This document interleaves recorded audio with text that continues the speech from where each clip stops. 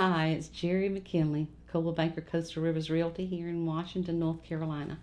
I'd love to talk to you about some real estate issues and problems and questions that we have today.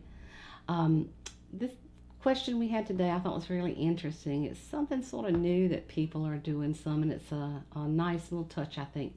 When a buyer is making an offer to the seller for their in their purchase contract to purchase a property, the buyer doesn't get to meet the seller. The seller doesn't get to meet the buyer. It's strictly paperwork.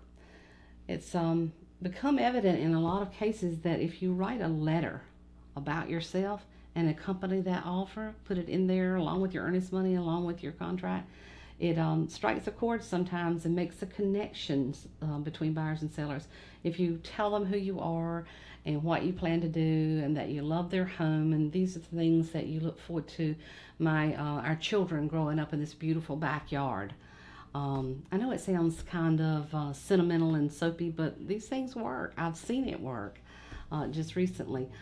It touches something in the seller because even though it's a business transaction that you're doing, home buying and selling is an emotional, based on emotional deal. It really is, because as hard as you think it's just business, it's still your home and you love your home. And if someone comes along and tells you, I'm not just buying your property, I'm buying your home, and this is why I love it, it can't help but put you in a better negotiating place. So I recommend you do that. Introduce yourself in a letter.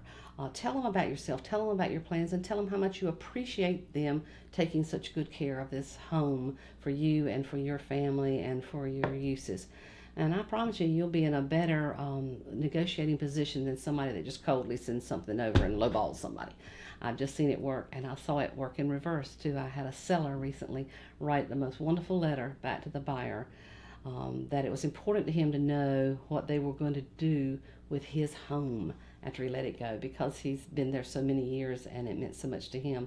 And when he found out that this was a family that had kids and wanted to enjoy the river home that they did, he took a lower price, and he was going to, because they sounded like such a lovely couple and seemed so grateful. And he went back to him. He was not going to leave this beautiful, beautiful handmade swing that his father made 50 years ago because it meant so much to him.